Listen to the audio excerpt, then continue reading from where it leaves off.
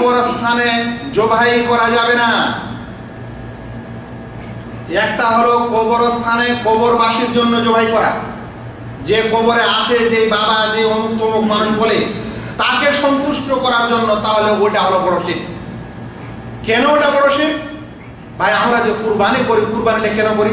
কুরবানির উদ্দেশ্য কি? এই যে কুরবানি আসছে, কুরবানির উদ্দেশ্য হচ্ছে একটা পশু জবাই দেওয়া আল্লাহকে খুশি করার জন্য, আল্লাহকে সন্তুষ্ট করার জন্য, তার সম্মানার্থে। এখন আল্লাহকে সন্তুষ্ট না করে কোন মানুষকে যদি সন্তুষ্ট করার উদ্দেশ্য হয়, তাহলে কুরবানির ইবাদতটি আল্লাহর জন্য হলো না মানুষের জন্য হলো? তো যে উদ্দেশ্যে কুরবানি দেওয়া হয় আল্লাহকে খুশি করার জন্য, ওই উদ্দেশ্যটা যদি কবরবাসীর জন্য হয়, তাহলে আল্লাহ ব্যতীত অন্যের ইবাদত হলো, আর ওটাকে কি বলা হয়? শিরক বলা হয়।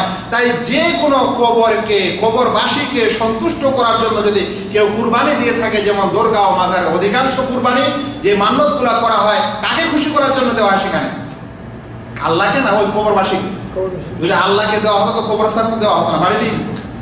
যদি আল্লাহর জন্য দেওয়া হতো কবরস্থানে নিয়ে গিয়ে তো জবাই করতো না, এদিক থেকে জবাই করে নিয়ে যেত। তার মানে কবরবাসীকে সন্তুষ্ট করে করার জন্য দেওয়া হয়, তাহলে এটা হয় বড় শিরক। কিন্তু কেউ যদি কবরবাসীকে নয়, আল্লাহর জন্যই ওখানে কুরবানি করতে গেছে, কিন্তু ওই জায়গাটা বরকতের বা ভালো মনে করছে, তারপরেও সেখানে জবাই করা যাবে না।